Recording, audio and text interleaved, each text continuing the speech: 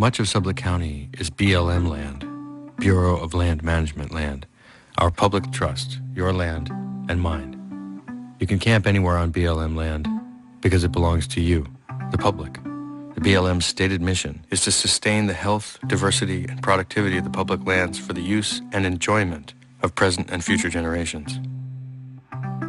The Energy Task Force, headed by Vice President Dick Cheney, asked the BLM in 2001 to find ways to open new federal lands to oil and gas leasing, and in what some call the greatest transfer of public lands to private hands in history, Dick Cheney persuaded the BLM to lease millions of acres to gas companies for exploration and drilling.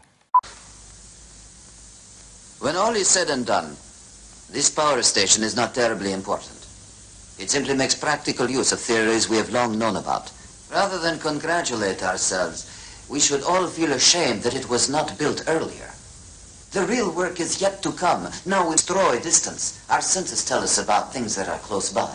To know what is happening far away, we must be able to transmit scenes from other places over long distances. Pictures, the news, energy, and why not matter too?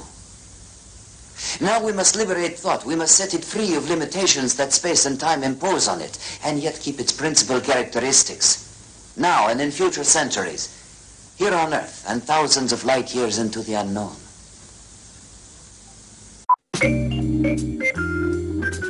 The derrick tower that you see is the drill rig. The drill rig moves in for 3 to 4 weeks, drilling a hole that's anywhere between 11 and 8,000 feet down to the shale formation. Each well completion, that is, the initial drilling phase plus the first frac job, requires 1,150 truck trips.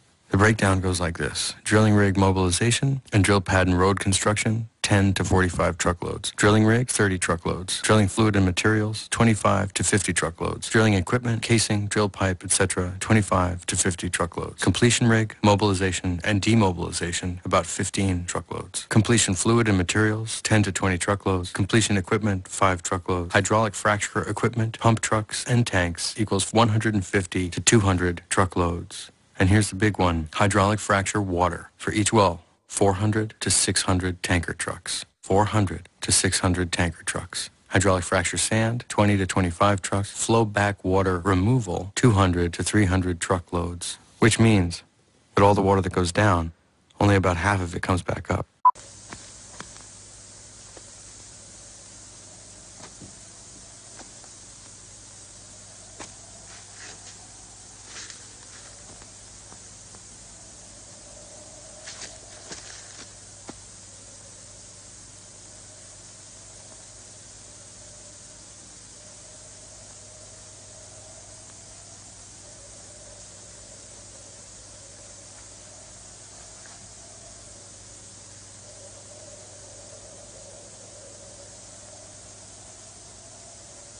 If in a thunderstorm, the Earth is struck by lightning, the force creates concentric waves which slowly expand to circle the world until they come back to where they started.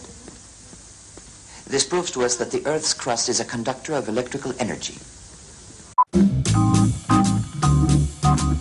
What you see here is the flowback pit, of what you call flowback water, frack water, or what the industry likes to call produced water. Before the water can be hauled away and disposed of somewhere, it has to be emptied into a pit, an earthen pit or a clay pit, sometimes a lined pit, but a pit where a lot of it can seep right back down into the ground. Colored flags. I have no idea what those are there for. Maybe it's the grand opening of a new pit.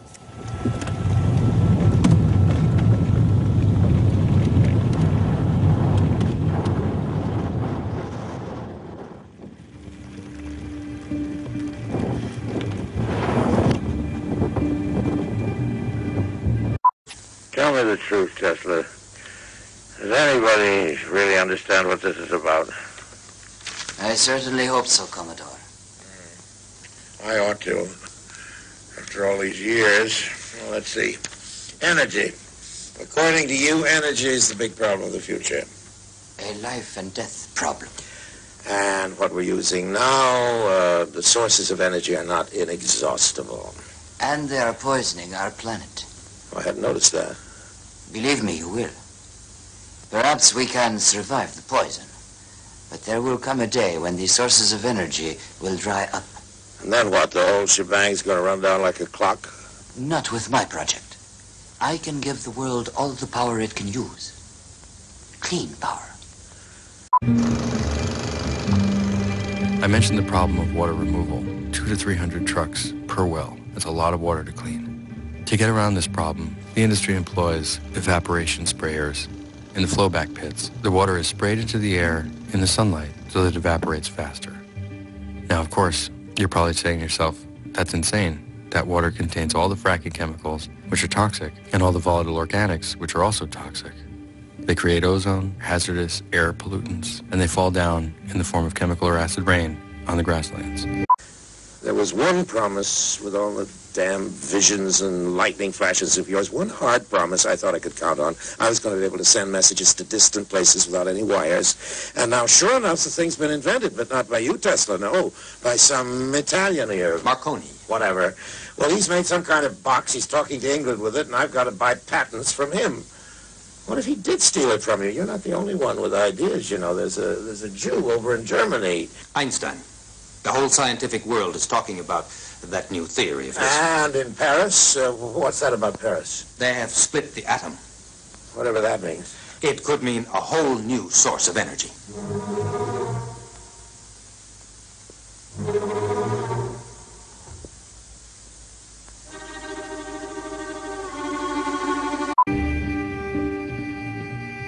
Each well site is equipped with a mini refinery and storage unit. What you see here is what's called a separator. When the gas comes up out of the ground, it comes up wet. The separator heats it up to 212 and boils off the water. The BTEX chemicals, the volatile organics, benzene, toluene, xylene, and a host of others, are all evaporated right there on the site. The gas is then pumped into a pipeline to go through further stages of refining. Such energy is created by destroying natural elements. That is a serious crime against nature, and one day it's going to bring on catastrophe. The world is at a crossroads right now. And if we pass up this chance, we shall be held responsible by future generations.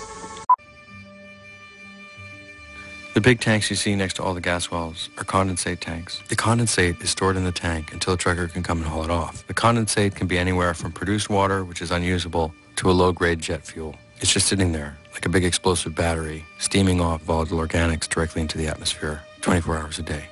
Numerous air pollution advisories in Sublette County were posted by the Wyoming Department of Environmental Quality, stating that ozone in the air had reached unsafe levels. Ozone's good in the upper atmosphere. It keeps out the radiation of the sun. But down on the ground, it burns holes in your lungs.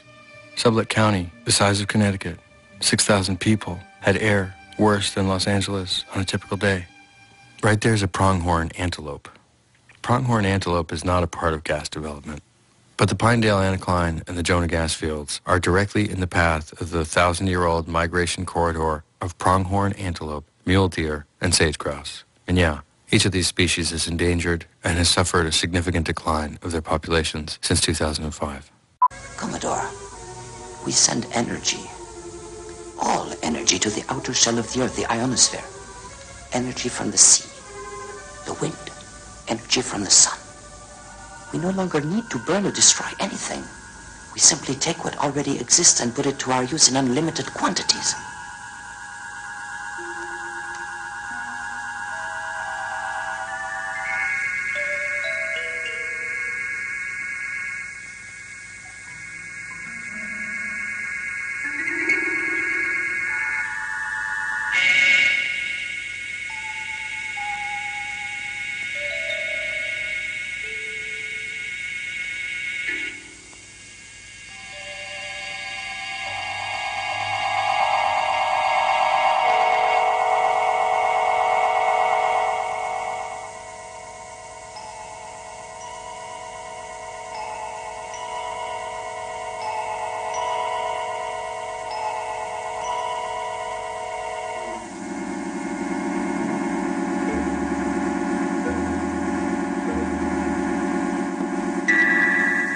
You want me to believe all this is possible?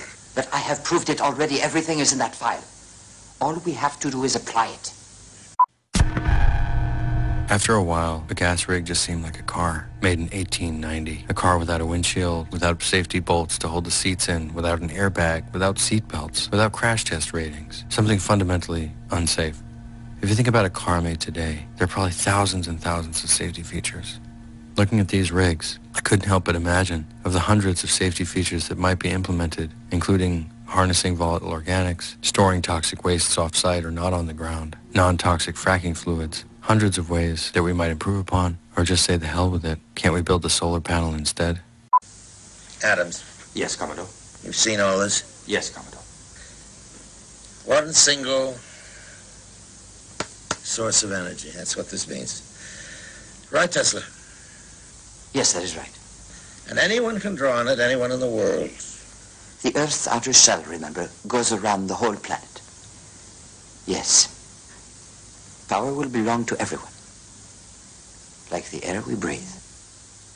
I zipped around. I got lost on the snaking, winding roads that lead in and out of the gas fields that aren't marked.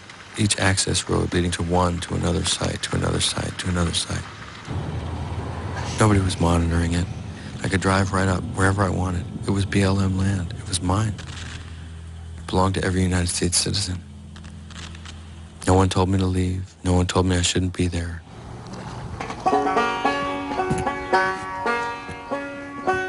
And apparently, there were no restrictions on banjo playing either.